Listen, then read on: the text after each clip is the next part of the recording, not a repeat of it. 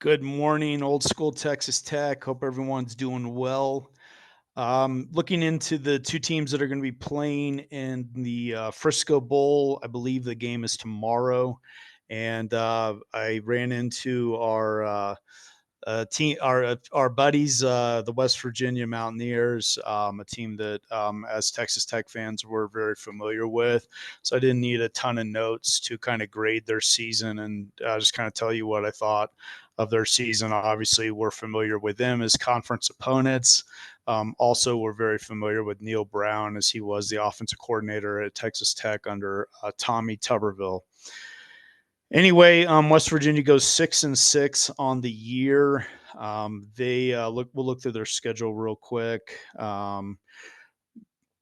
From what I saw, what I saw from their schedule is just not really any really impressive wins. They beat an FCS school, Albany. They beat Kansas at home. Kansas had some good games, but they didn't have a great season overall. They beat Oklahoma State. They handled Oklahoma State better than we did on the road. Then they dropped games to Iowa State, Kansas State.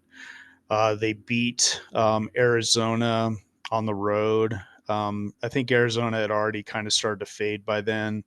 They beat Cincinnati by a touchdown on the road. That's I guess I mean those are decent wins, both of those. They got beat up by Baylor, but not as bad as we did. And they beat Central Florida. We didn't play them this year. And then of course the disaster that they had in Lubbock. I mean, they just looked awful in Lubbock. I can't stress that enough. They looked terrible. Some stats on the year. They scored 28 points a game. They gave up 31 points a game. They had a -6 on the turnover margin for the season. Quarterback Green, who was kind of a dual threat quarterback, he threw 13, threw for about 2,000 yards, had 13 touchdowns, but 11 interceptions. He also ran the ball a little bit. The Green and their primary, their primary two running backs, White and Donaldson, were averaging 5.8 and 4.6 yards a carry. So they ran the ball pretty well. They did not play good defense, basically giving up about 400 yards a game. And obviously the turnovers. I mean, the statistics, I mean, they were an average Big 12 team this year, pretty much. But I think Neal Brown fired at the end of the year. I don't know quite what to make of that situation. I kind of see it both ways. Believe it or not, he actually had a winning conference record this year and last year. It felt to me that Bryn Baker's the AD at West Virginia. He used to be the athletic director at the University of North Texas, my hometown. And it just seemed like when he got the West Virginia job, Brown had struggled. A lot of his struggles, frankly, were against us. We should want Neal Brown to still be the head coach at West Virginia because I think we defeated him either 4 or 5 times in his 6 years. I think it was actually 5 times. I know at least 4. So we had a pretty good record against them. They had a hard time beating us. They beat us in 2023 and we had 2 quarterbacks that were injured. But I know Matt Wells had a big road win there. So we beat him at least 4 times. I think 5 times out of his 6 years. But anyway, it seemed like Ren Baker wanted to get rid of him from the moment he got on campus. But then Neal Brown had a good year last year. They won 9 regular season games and then won the bowl game. Anyway, they had a pretty good year last year, and he had a winning conference record. And then he had a winning conference record this year, and then they scraped it out and became bowl eligible with 6 wins. But on the other side of it, I kind of understand it too, because I mean, I'm telling you that game in Lubbock, even early on, it seemed like his players had really quit on him.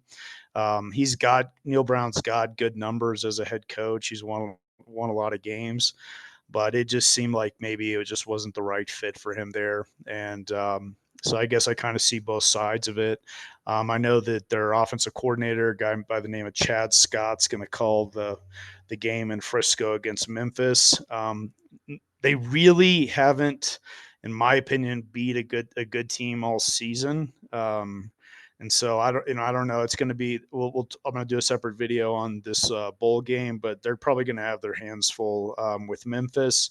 I don't know. I'll talk more about Rich. I know they replaced him with their former coach. I'll talk more about him in a preview video for next season. But I'm going to give the West Virginia Mountaineers a D, just because they kind of just did exactly what they needed to do to get in a bowl game, and they didn't seem like they played very hard at the end of the year. Just kind of came the season kind of came apart on them a little bit. It felt like, even though they did beat Central Florida, the second to last game of the season, Central Florida obviously struggled and lost their head coach as well. So I think the Mountaineers deserve a D for the season. I like their program. I did get kind of a kick out of something. I remember when all the conference realignment was going on, and I think it was one of their beat writers was on a podcast that I watched at the time, and he was talking about how he was really knocking Tech, talking about how remote we were, and that he didn't realize he didn't think that people realized what trouble we were in with conference realignment. And I was thinking about that when we would put 50 points on the scoreboard with them the last game of the year. But anyway, I'm going to give the Mountaineers a D for the season. Neal Brown moves on. West Virginia moves on. It'll be interesting to see how the program goes with the new coach, and it'll be interesting to see what happens with Neal Brown's career. As Texas Tech fans, we saw him kind of in the early days of his career. We'll see where he goes next, as he's definitely going to be at least a sought after offensive coordinator if he doesn't get another head coaching opportunity.